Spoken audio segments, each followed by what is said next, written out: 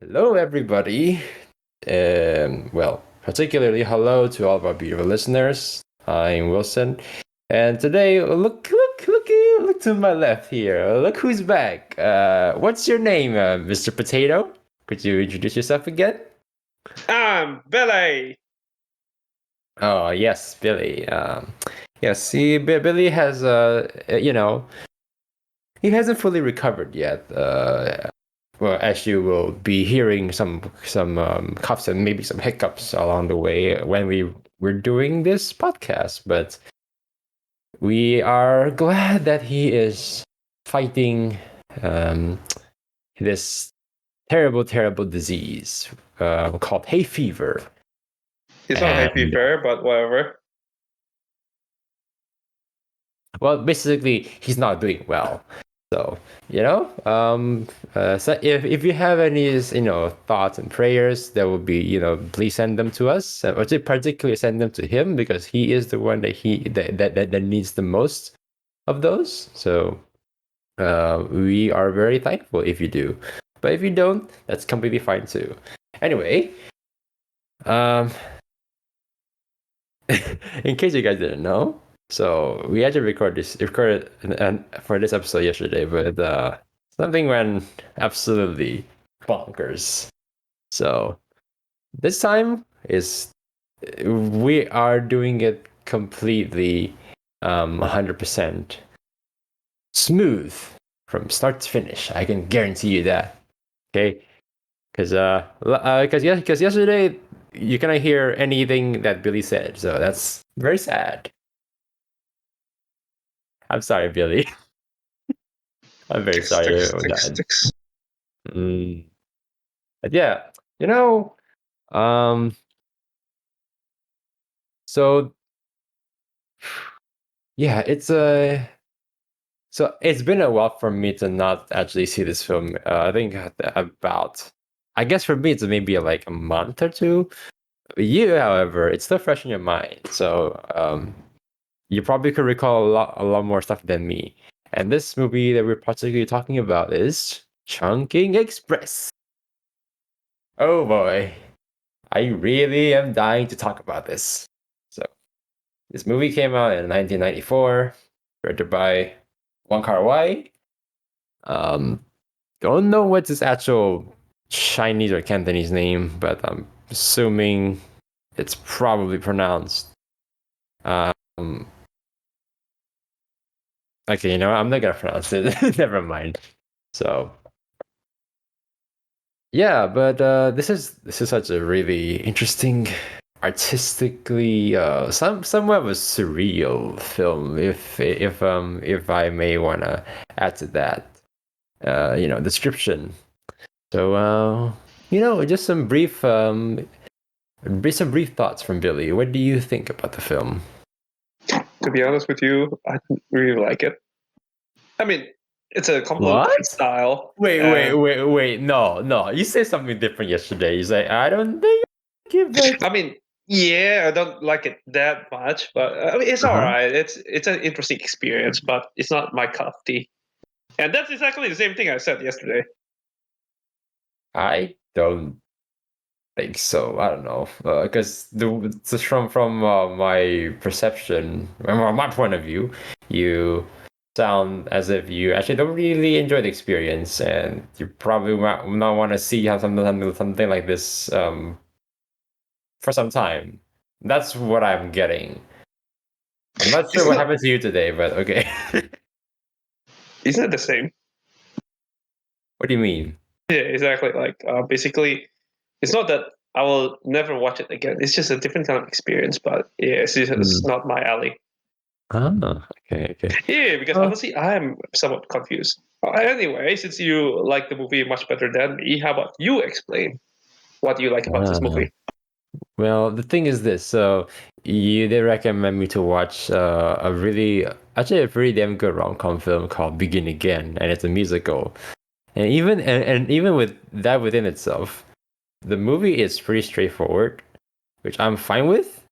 This one, however, is not a musical. Well, actually, no, neither of them are musicals, but Begin Again is about a bunch of artists, they want to make their own band, and the two leads Yeah. follow. The two leads tend to have this really great chemistry. Um, Actually, no, shit. I just remember. No, it's not really a rom-com. It's more like a platonic friendship, if that makes sense. Is it? Yeah, yeah. Platonic The friendship. idea was played with, so it could be a Mm-hmm. rom-com. Could be. Apparently there's a deleted scene that where they actually kiss each other, and then that's like super awkward. But anyway, I'm not gonna talk about that. So this one, however, this is a movie where there's actually two stories going on. So there's one with this guy, Cop 223, is played by Takashi Kaneshiro, a Taiwanese slash Japanese Asian man who's pretty damn good looking actually. But in the film, unfortunately, he wasn't able to find any bitches, which is kind of sad. Well, until the end, which is a little bit. It's just Really, alluded to. We don't know for certain. I would like to think that he actually did get along, but probably what really happened is he just probably With a left. drug dealer. Yeah, with a drug smuggler who's trying to. So her job, right? There's this other character in the first half of the film where she was credited as woman in blonde wig, but the actress her name is Bridget Lynn. She plays a drug smuggler where she basically there's a bunch of Indians, or I'm assuming yeah, like brown people, right? Some in some dingy alleyway, and then they got and then they were basically instructed to pack up and suit up in all these yeah, so their suits were were actually like last minute like tailored to actually have like a lot of pockets so they can bring in all the I'm suspecting it's probably coke or meth, but I might be wrong, but it's definitely drugs, right? Illegal drugs. So they're trying to smuggle those in their clothes, in their bags, things like that. And so basically she is trying to get them to go to the airport and yeah, just ask them to hey, pose as just come to the border as a family, and you definitely would trick the all the security guards because I'm pretty sure airport security back then is not really as tight as after 9/11, so that's kind of believable in some ways. But anyway, so yeah, so that's about the first half, right? Wait, hang on, but you haven't mentioned about how crazy in love the cop is. Hey, Chiwo, right? Cop Yes, 223. yes. He is Yeah, super obsessed with getting all those 31st of May. Is it 31st of yeah. May or Well, 31st of first of May. April? First First of of May. May, first of May So expired yeah, pineapple cans. so basically, he just broke up with his Yes. girlfriend. No, actually, his girlfriend dumped him for unknown reason, but he Mm-hmm. took it as a joke. And then he sent a message to his to basically his ex by this point, and like, ha ha ha, funny how you broke up with me on 1st of April. So it must be a Mm, joke. mm, And then mm, she said that I'll wait for your real answer by 1st of May, which is mm. my birthday too, by the way. Ha ha ha ha ha. Anyway, just as a reminder, I will keep sending you pineapple can with the expiry date of 1st of May as a reminder. And so he actually struggled to keep finding can of the same expiry date. But apparently, he actually ended up getting a lot more than expected. He has a mountain of those in his room.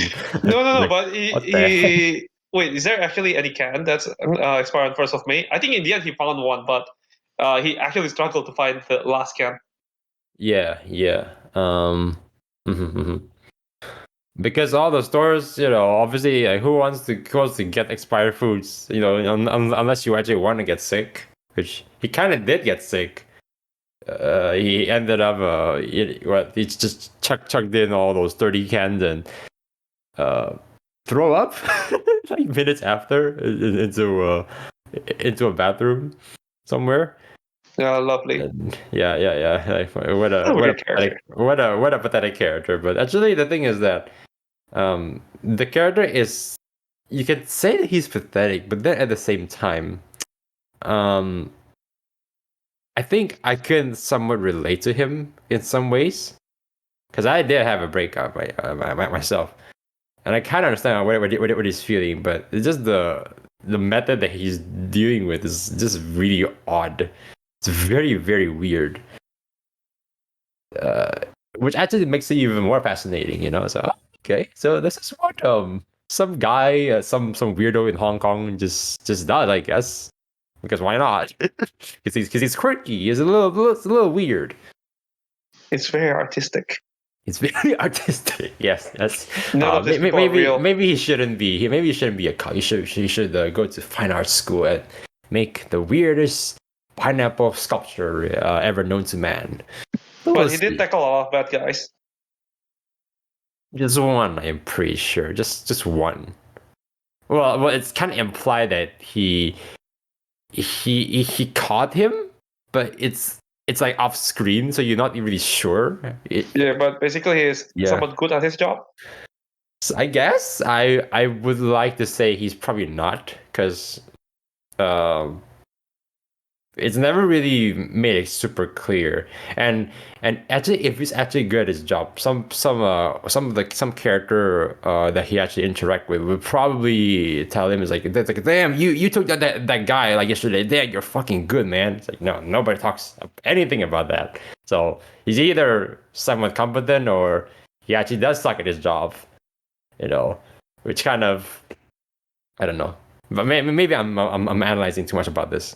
So yeah, actually the thing is that the first half, I think you and me agreed that it's not as good as the second half. Yeah, it's still good. I would say it's still really good. I would say around I give it like a 7.5 ish. It's still very very good. I'll give it a 7, to be honest. It's a very very odd and surreal rom-com that I probably have never seen before. Maybe because I'm such a white a whitewashed yellow kid. Yeah, a whitewashed yellow potato. So that probably kind of makes just socially engineered my brain to think, okay, so rom-coms should be, there's a guy, a jock somewhere who plays, who plays like sports, is very good at playing sports, particularly football, and then you got like it's either, so you got like the love triangle with the cheerleader and also this nerdy girl who is the protagonist, and then there's all these dramas and all these stupid little tropes that's gonna happen throughout the story. Like, now I go to Asia. I was like, oh, okay, this is it's very refreshing to see something a little bit obscure. Probably not very realistic either, but there's something different, and it's also very very well done too. I actually do believe their chemistry, especially at the end. So like this poster that I'm using is when they both met at a bar and they just kind of flirt with each other, and while Do you also call that flirting? drinking.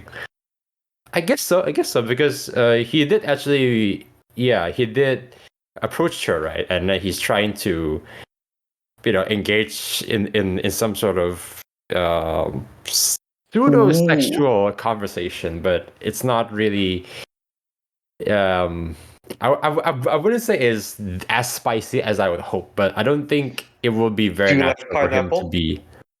What? Do you like pineapple? I actually don't like pineapple at all. To be honest with you, I'm more of a apples and pears kind of guy. So See how sexually charged this conversation is? No, Pineapple. no. But in the context of the film, it's somewhat of a sexual innuendo for something. I forgot what is it. I don't know if it's actually sexual innuendo. It's just being weird, to be honest. Because he's basically looking for someone else who also like pineapple to replace May. Yeah, his ex. Yeah, I guess so. But but the thing is that the way he delivers it is it's kind of like, you know, he is implying for that, if that makes sense. I don't know. You know what? Let's just move on to the next story, which I actually want to talk more instead of this one. Um, anything else you wanna say for this one? Not really. Okay, all right. Yeah, second half of the film is it's technically a sequel, if that makes sense, from the first half of the film. Not really. It's just they share the same setting, but that's about it. They shared it, no, because the thing is, it transitions, like the way they transition, right? Is so Takeshi, sorry, cut 2 to 3, he knocked on Faye while she's dragging like a bunch of like foods. What? Faye Faye. or Faye? Faye or Okay. Faye. Yeah, Well, yeah. whichever. Okay, I'm just call it Faye now. Sorry, but yeah, when like Faye is just dragging a bunch of food, you know, to the back of this sandwich shop. It's basically It's like a a midnight fast food sun shop. little. Yep. Yeah. Damn, I really miss those little shops back in Asia. It's like one of the best things that you can put into your tummy when you're hungry and you need to stay up late because you have 7 deadlines tomorrow, you know. Anyway, back to the movie. I don't want to talk about all those PTSDs that I used to endure. So you mean the good old time? No. There's nothing good about the old times. Okay, so there's this actually another police officer who is I think He doesn't have a name. he doesn't have a name, but they call him Cop 663, right? And he is in this film he is dating a air hostess. It's actually so Valerie's character name is also credited as the air hostess. Okay, but yeah, I think everybody here has very vague names. Well, not really names. It's more like they're more like titles. You know, they're more like titles, except one, just Faye. Yeah, just Faye and the first cop. That's it. Yeah, Everyone else Faye in the doesn't first have name. Yeah, and you know what? I like their little, you know, um, little spark of love throughout the film. It's a little creepy, I would say. The way she pretty pretty much broke into his house, right? Broke into his apartment unit, and then just Clean the place. Yeah, I mean, he didn't do anything crazy except flooding the whole fucking unit By accident. by accident. But anyway, it's her fault, right? So you gotta take responsibility, which she didn't. But okay, fine. Yeah, at least but she came with a bag of goldfish. Yeah, at least she has good intentions. You know, at least she is trying to show to him that she actually has interest with this really handsome young lad. But I'm surprised that the way he responds is like, oh, okay, you like me, huh? All right, cool. Like, what? Mutual interest. Mutual interest. I mean, I don't know. Okay, I'll tell you a little bit about this, right? So during the first encounters with my ex, she does like knock on my door a couple of times, but that's about it. She never actually comes into my room without my consent or without I mean, me this is knowing. before you were dating? Yeah, technically yes. Before we were dating. I see. Yeah, but she definitely never. I mean, thankfully she never did that. I don't actually know if she would probably do that. You know, if I didn't say yes, but um, but actually, yeah. But if she actually did that, I'll be really creeped out, and I'll say, do you want me to call the police? Because Creepy. I have my I have my phone number right here. And I have my smartphone right here on the right, you know. So I can just call the cops now, you know, if that's okay with you. But he is a cop. But he is the cop. You're right. You're right. So he can technically, well, he's off duty though. Like if when he comes back to his house, he's probably off duty. So it's technically not a cop at that time. He's just, you know, taking a break. If that makes sense. So he Do you certainly needs a think dentists call. can clean their own teeth? What kind of stupid question is that? Well, I mean, like, if dentists can And do it, then cops can also make an arrest. and why is it a dentist? Are I you don't know. trying? Are you trying to make me feel really bad because I have to actually get my teeth pulled out in the few weeks? I'm sorry to hear that.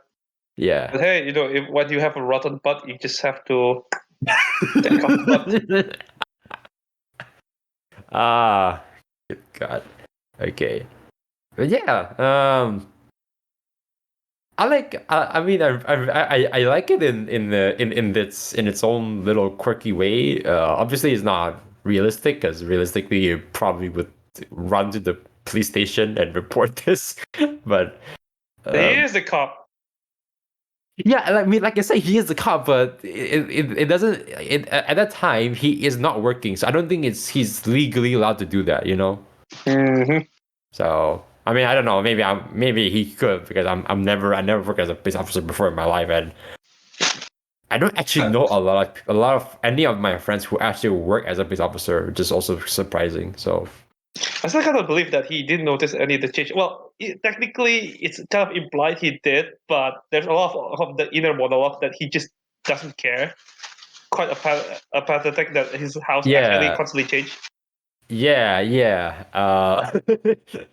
Oh yeah, I also like this character just keeps on so because he's so yeah he's kind of like torn after like the air hostess like didn't talk with the, didn't call him, didn't talk with him, after some time, and he started to talk with his soap, started to talk with his like pet fish, and Yeah, some other although inanimate objects. Oh, so that's kind of adorable, but also although kind of Faye sad. actually showed to be quite a jealous person because the air hostess actually did call him and tried to leave a voice message, but then she deleted.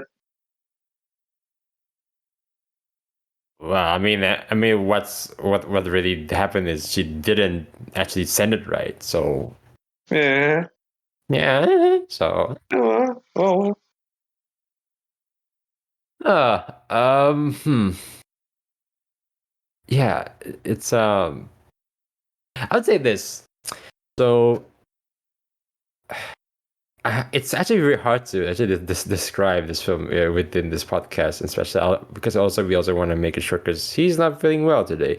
So, um, you know, if you have a date coming up very soon, or you have a date tonight, this is a pretty good little casual watch from the many Wong Kar-wai's filmography.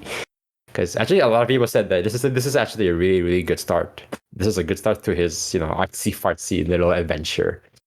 Because yeah, um, Wong Kar-wai is a very interesting person because the thing is, this film when it's being made, so usually films that have pre-production, production and post-production, right? This film only has production and post-production. There's no pre. The pre is also the production. So he wrote the script on at night, or in this case probably the morning, and then they start shooting, and I don't know, like 6, 7 a.m. in the morning. Everybody get up, and they immediately start shooting whatever he wrote last night or something, or maybe 2 nights ago. I don't know. But It's yeah, literally writing by the edge of his pants. Yep. By the edge of his pants and also the edge of his sanity, because filmmaking, especially in a low budget, is very fucking tiring, especially when your resources are also quite limited too.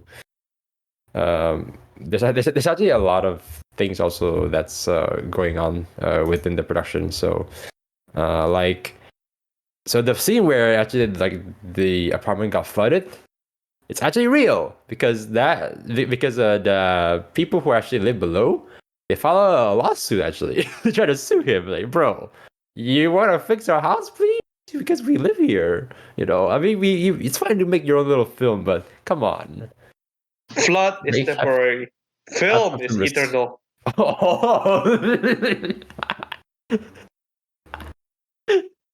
Wait, where's that quote from? Like Kung Fu Panda? No, I don't know, but I think it's somewhere. Basically, someone mentioned about Kubrick and how his style of directing, right? Basically, torture everyone mentally and physically. And then, like, someone make a comment that he induced a huge amount of suffering, but it's only for temporary. But then the movie that he made is eternal. It'll be forever a classic.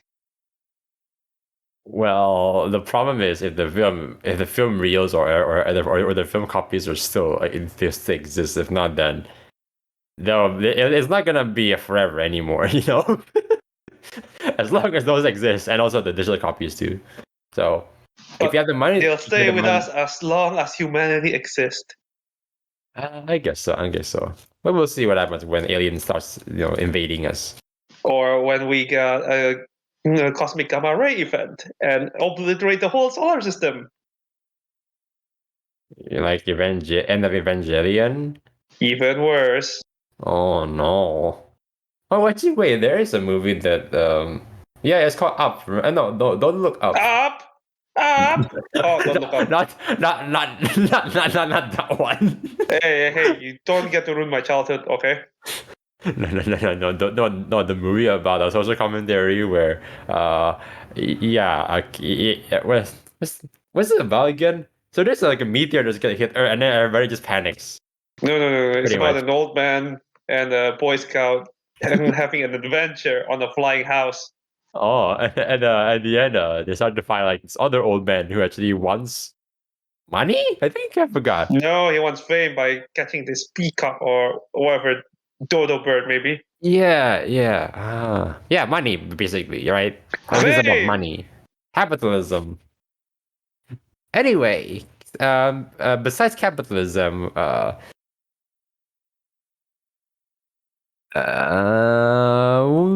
Tarantino actually signed a deal with Miramax to start his own releasing company so that he can release this movie to the wider public, especially the USA. America! Wait, what movie? Thank you very much, Quentin Tarantino, and your sick fetish with feet, your feet fetish, And violence. and violence. I'm fine with the violence, but maybe not much with the feet fetish. You can keep that to yourself. If you don't like your feet so much, then will be happy enough to saw it off from you. Then he might probably get even newer ideas, and he probably might even start to make cannibal movies one day. I don't know. Anyway, Yeah. Anyway. Chungking Express, weird movie, eh? Wait. What did you say? You said Jacking Express. Chungking Express. Oh, I thought you said Jacking Express. Mm. Actually, what's funny is that the original Chinese title, right? I'm actually not very sure what is it called. Actually, wait. Let me try to read. No, never mind. I can't read that shit. I'm so stupid. But it basically translates to chunking jungle. So adding your Welcome to the little urban jungle. adding your mispronunciation, so it would be jacking jungle.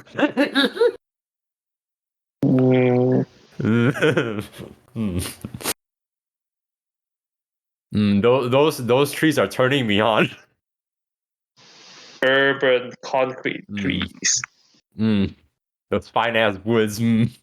Fine as concrete. Okay. Anyway, Final how thoughts about of we this close it? film. Would you recommend this? I won't recommend it to everyone, but I think it's still Oh. pretty good. It's like, I don't know. The style is not something that I'm used to. It's entertaining, yeah, but I don't know. I still prefer a more modern rom-com, like Western rom-com to be precise, rather than this one. Maybe because it's just like outside of my comfort zone, but it's still, it's an interesting experience nonetheless. I was actually like thinking if you thought about the stylistic choices of a lot of these like slow shutter cinematography that's very it's actually his distinct style, and I'm just a little bit concerned that if that's too much for you, because it even for me I'm starting to get like I don't think you need to do it this often. It's starting to get old after a while. And that's just this movie. I don't know. Maybe it's different for you. Maybe you don't find it as distracting. It's all right. I mean, Sorry? I guess it gets to the point where it's too much, but then again, it's different, so I'm okay. Mm-mm. Okay, good. All right. Yeah, I'll definitely recommend this to anybody too, especially if you want to surprise your uh, your potential love interest, Yeah, and like to make yourself look like a movie consigliere and make yourself uh, look fancy, right? Hipster. yeah. Hey, I know this very niche Hong Kongese movie. Oui, oui, monsieur, oui, oui, oui. We. Okay. Thank you for everybody who has been sitting through and listening to us rambling of nonsense. Where can they find us, Billy? They can find us on YouTube, Apple Podcasts, Google Podcasts, Amazon Podcasts, and Podbeans. Thank you, And and more. also social medias, Facebook, Twitter, Instagram, and TikTok. All of the social media that you can name of. We're So everywhere. until then, what are we gonna be reviewing next? Hero! Hero, yeah, something Oh, my that's favorite right up. Wuxia film. One of your favorites. Wow, okay, all right, right. Okay, I have some things to say about that too. Yeah, but we'll see. We'll see. Yeah, until then, see you guys next time. Bye Bye bye. bye.